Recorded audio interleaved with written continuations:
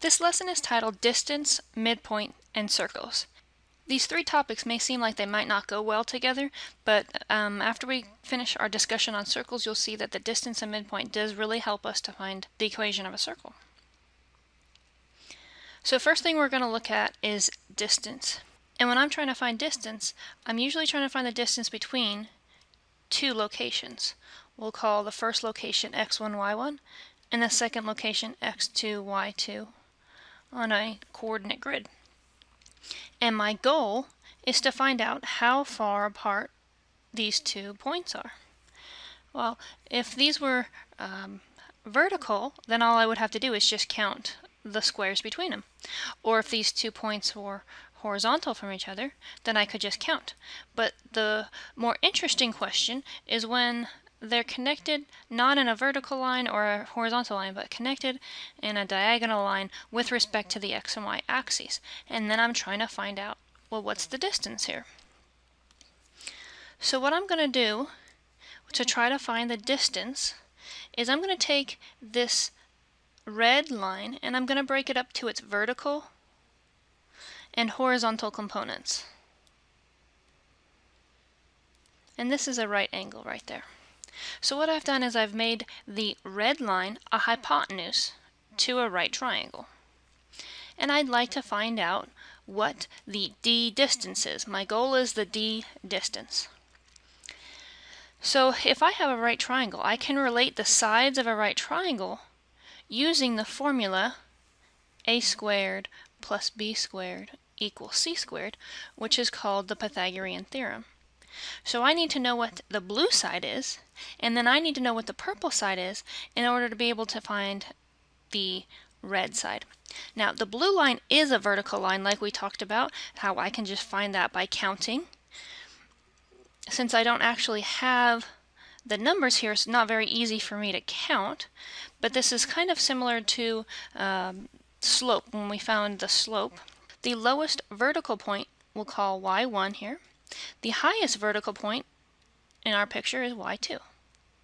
But I don't want this the height, I want the distance between y1 and y2. Well, to get that distance, I take the higher one, y2, minus the lower one, y1, and that will get me the distance for the blue line.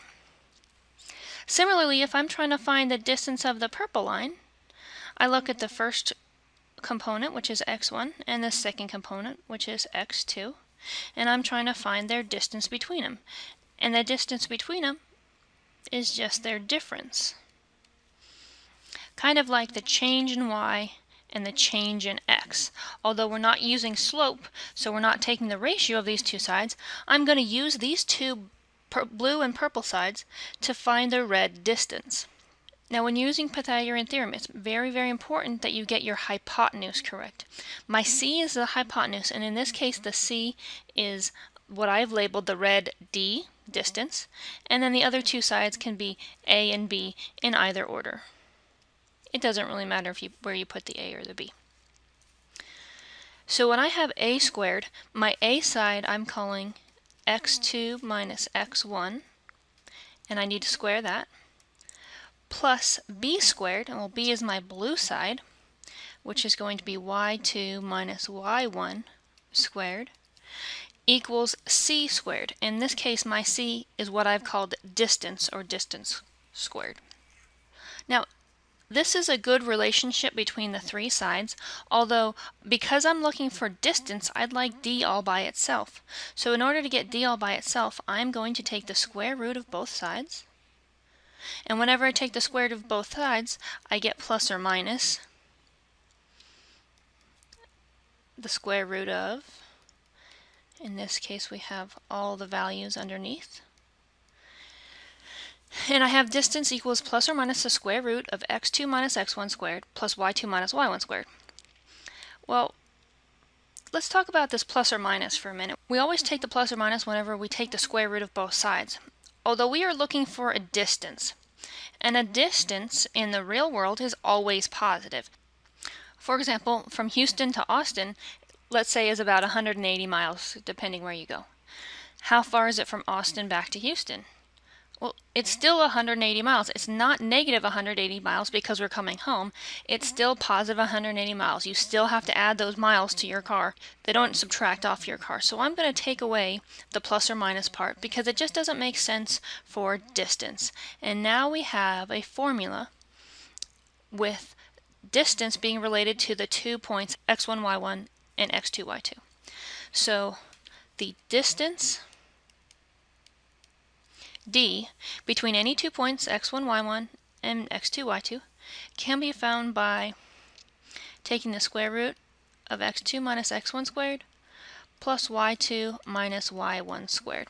Notice there's a plus in between, but there's minuses inside the parentheses. Just make sure that you recognize that so that when you're doing it later you don't accidentally put the pluses or the minuses in the wrong spot.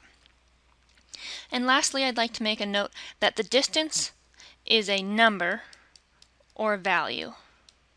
And I know that seems like, well, duh, but when we get down to a midpoint is not a number or value, and we'll want to talk about how they are a little bit different because often students don't read the instructions and then make a mistake there. So I want to make sure that if you see the word distance, you're talking about a number. On the next part, we have two examples. We're trying to find the distance between the following pairs of points. I am given an x1, y1, and an x2, y2. I like to label those. And I'm trying to find the distance. So my distance is equal to the square root of the differences of the x's, x2 minus x1. My x2 is 8, minus, because there's a minus in the formula, x1, which is 5, plus y2 minus y1 squared, and y2 is 5 minus y1, which is 1. And now I'm just going to evaluate. 8 minus 5 is 3 squared. 5 minus 1 is 4 squared. 3 squared is 9. 4 squared is 16. I'm getting the square root of 25. So the square root of 25 is 5. So I believe that my distance between these 2 points is 5 units.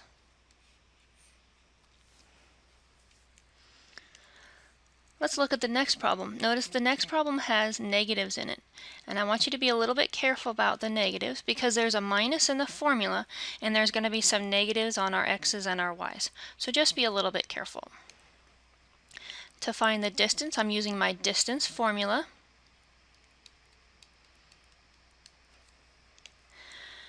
The square root of x2 minus x1. Well, x2 is 2 minus x1 is negative 4. So I have minus a negative 4 squared plus y2, which is negative 3, minus, because there's a minus in the formula, 1 because y1 is 1.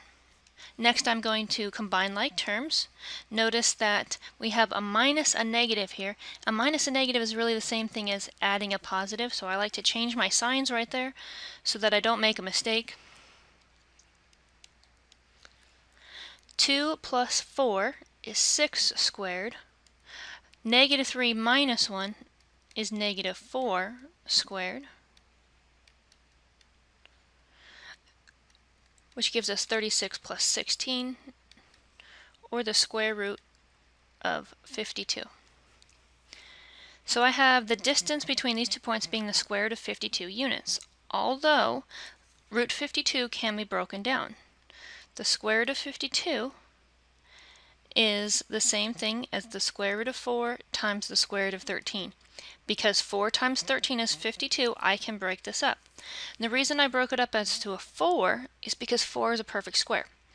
The square root of 4 is 2, 2 square roots of 13. So I believe my distance is 2 square roots of 13 units long between the two given points. Notice that both of my answers for these problems were given in a number answer, 5 units or 2 root 13 units. 2 root 13 is still just a number or a value. Next, we'd like to look at midpoint. Again, if I'm trying to find midpoint, I start with 2 points. I'm going to call them x1, y1. and x2, y2. Very similar to the last example. But in this case, I'm not looking for the distance between them. I'm looking for the middlemost point. So how is that different from distance? Well, we talked about Houston and Austin, and the distance between Houston and Austin is 180 miles. Notice that was a number. The midpoint between Houston and Austin, depending on which route you travel, would be a little past Brenham. It's a location. It's a place that's between the two locations that you were given.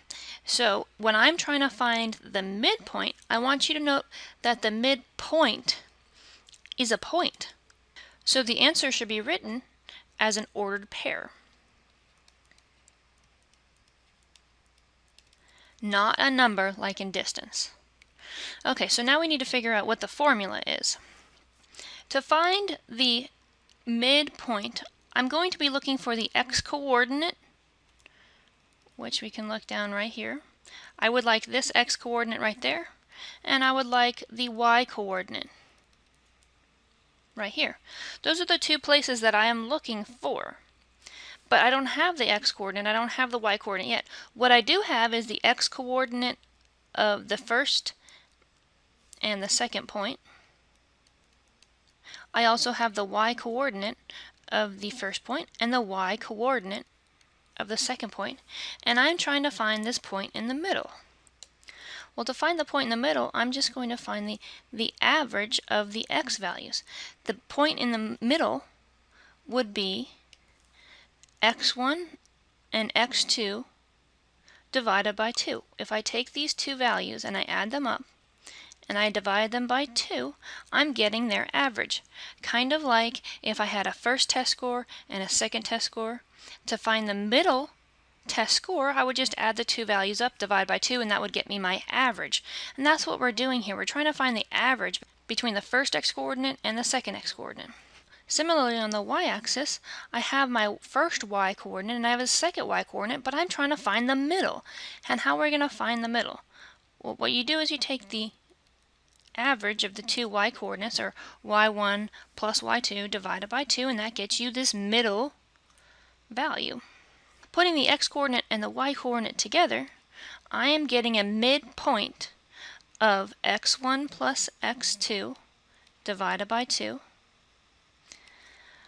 y1 plus y2 divided by 2. Average the x values, average the y values. So we know that the midpoint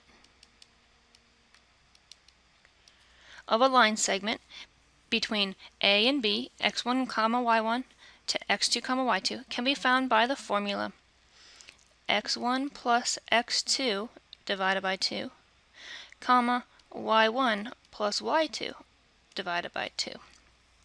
Next, we'll use this formula to find the midpoint between some given points. Now, we went through the derivation of the distance formula, and we went through the derivation of the midpoint formula.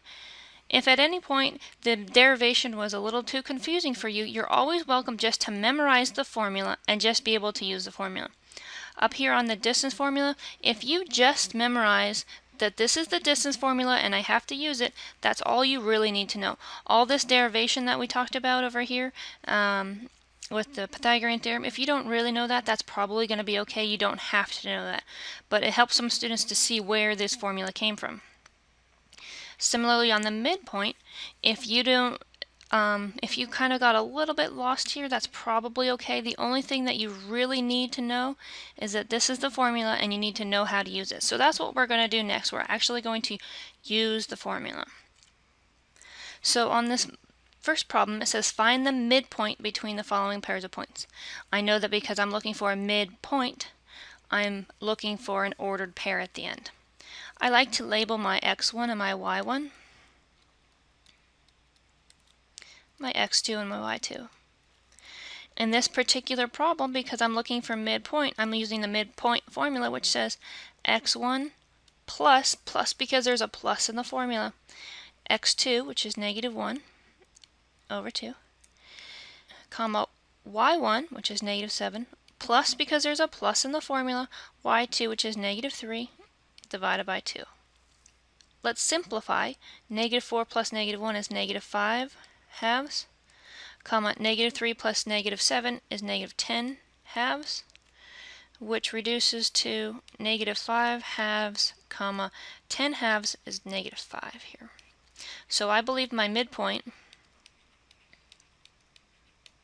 is negative 5 halves, comma, negative 5 for the 2 points that were given.